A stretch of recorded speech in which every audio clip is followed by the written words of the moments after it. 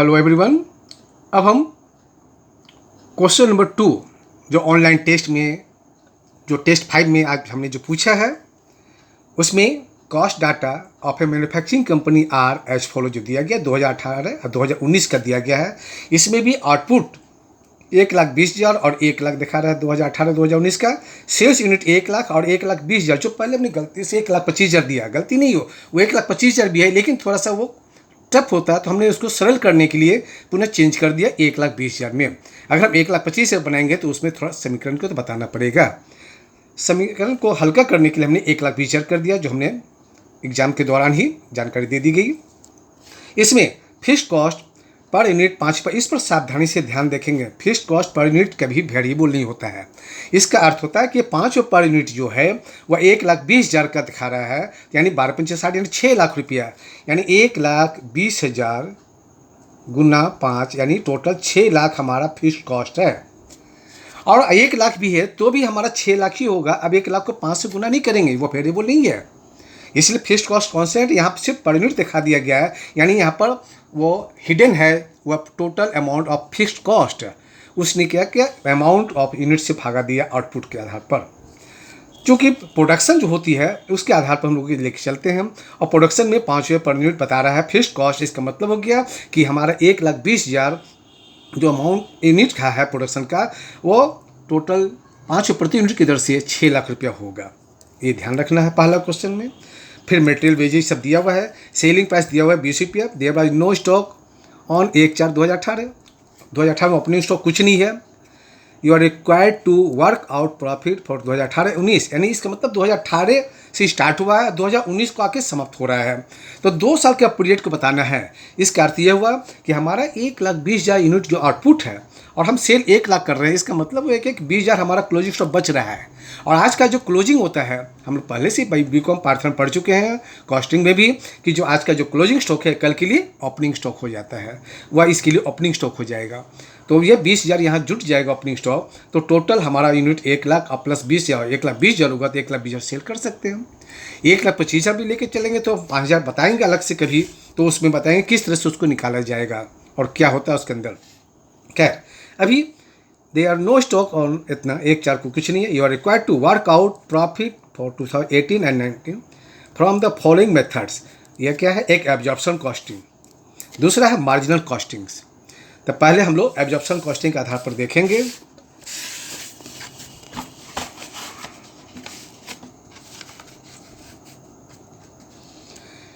दो 2018-2019 2 साल का है रुपीज। जो स्टेटमेंट बना रहे थे पर हेडिंग बना कर लिख देंगे, statement of profit under absorption costing method, heading बना देंगे या लाइन भी पढ़ के दिखा सकते हैं कॉलम बना करके। इसमें सबसे पहले हमारा एब्जॉर्प्शन कॉस्टिंग में कॉस्ट निकालनी पड़ती है, जो हम पहले ही बता चुके हैं किस तरह से निकाला जाता है। जस्ट लाइक आउटपुट के आधार पर prime cost, work factory cost, cost of production, cost of goods sold, total cost and sale के आधार जैसे चलता है उसी तरह से यहाँ पर मटेरियल जो दिया है 2 रुपये पर यूनिट है, तो हमारा इस प्रश्न में 1,20,000 आउटपुट बता रहा है, तो 1,20,000 को गुना करेंगे 1,20,000 यूनिट इंटू ₹2, 2 रुपये पर यूनिट है तो 2,40,000 आएगा। उसी तरह से यहाँ 1 लाख यूनिट का प्रोडक्शन हो रहा है तो इसमें करेंगे तो यह 2 लाख होगा। इसके बाद वेजेज,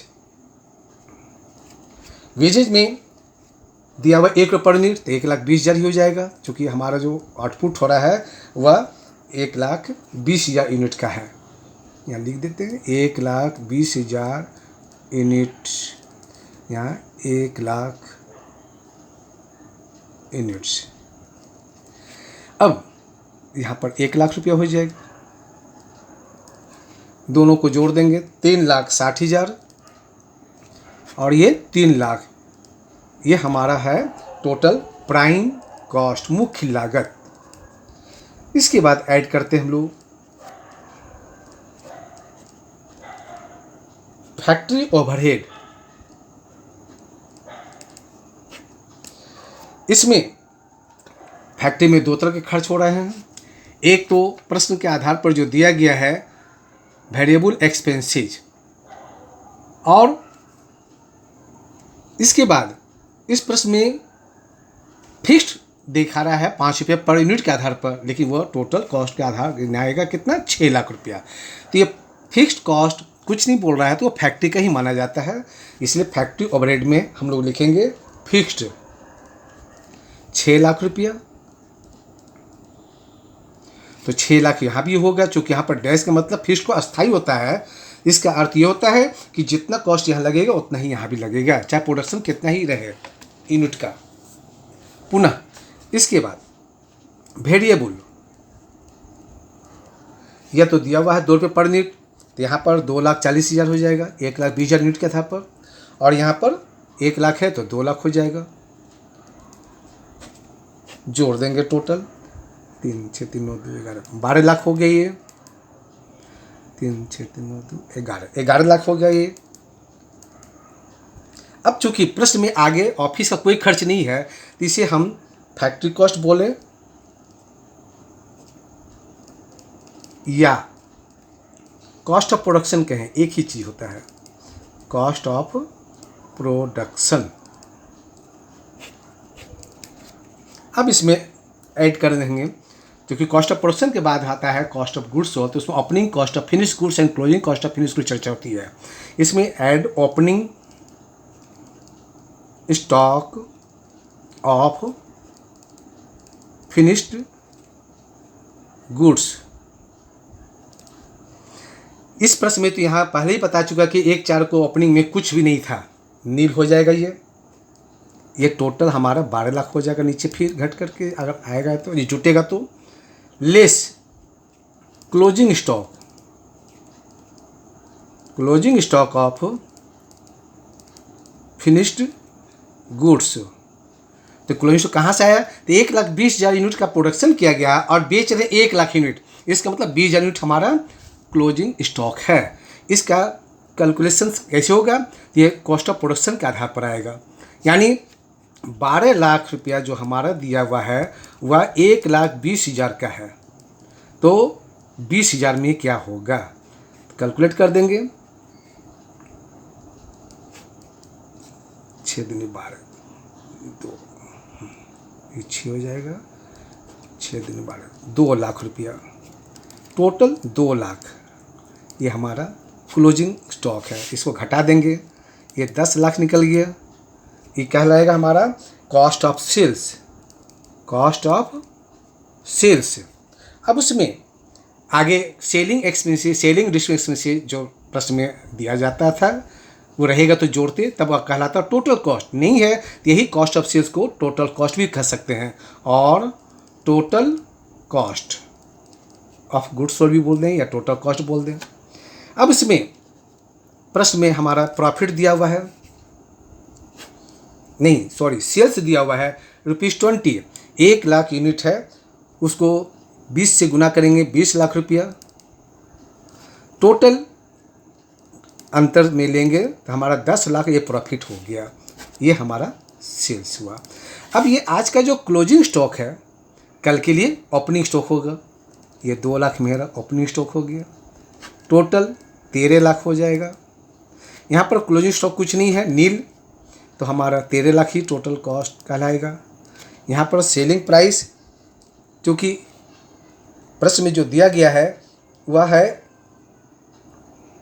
1,20,000 का सेल है, और 1 लाख यहाँ हमारा प्रोडक्शन हो रहा था, 20,000 मेरा क्लोजिंग स्टॉक है, 1,20,000 हो गया, तो टोटल हमारा 1,20,000 का 20 पे ग्रेड से 24 लाख होगा सेल, तो बैलेंसिंग फिगर हमारा 11 लाख रुपया ये हमारा प्रॉफिट हो गया। ये हमारा हो गया ये एब्जॉर्प्शन कॉस्टिंग के माध्यम से। अब हम मार्जिनल कॉस्टिंग मेथड के द्वारा कैलकुलेट करेंगे और उसका प्रॉफिट निकालेंगे। Statement of profit under marginal costing method. इस प्रश्न को भी हम फॉर्मेट भी बना सकते हैं। अभी फिलहाल इसी लिख दिया हमने 2018 और 2019 रुपीज। इसमें मार्जिनल कॉस्टिंग में हम लोग पहले क्या करते हैं, सबसे पहले सेल्स लिखते हैं। सेल्स हमारा 2018 में जो सेल्स दिया गया था वो 20 लाख है और ये 24 लाख है। 20 लाख और 24 लाख, इसको हम टोटल ए मानेंगे। अब उसमें से हम लोग घटाएंगे वेरिएबल कॉस्ट को। वेरिएबल कॉस्ट चूँकि एक आइटम नहीं कही है, इसलिए पहले वेरिएबल को हेडिंग बना करके आइटम वाइज लिख देंगे, जिसमें कि material, wages and variable expenses. Variable expenses material यहाँ पर जो दिया हुआ है 2,40,000, चूँकि 2 रुपये पर यूनिट है, और आउटपुट जो हम कर रहे हैं वह हमारा है 1 लाख की दर से, सॉरी आउटपुट हमारा जो है 1,20,000 यूनिट का है। 1,20,000 यूनिट के आधार पर 2,40,000, और यहाँ पर आउटपुट जो दे रहा है 1 लाख है, और उसका रेट जो दिया हुआ उसके आधार पर हम देखेंगे तो वह 2 लाख आएगा मटेरियल का कॉस्ट। उसी तरह से वेजेज में 1,20,000, चूँकि 1 रुपये प्रति यूनिट दिया हुआ है, इसमें 1 लाख रुपया हो जाएगा। वेरिएबल एक्सपेंस है, ये भी 2 रुपये की दर से है, तो 2,40,000, ये भी 2 लाख होगा। टोटल ये 6 लाख हो गया, ये 5 लाख हो गया। इसमें अब ऐड करेंगे हम लोग opening stock of finished goods. यहाँ तो है नहीं, इसमें निकालना पड़ेगा हमें। ये पहले 6 लाख आएगा। इसमें ओपनिंग ऐड करने के बाद लेस क्लोजिंग,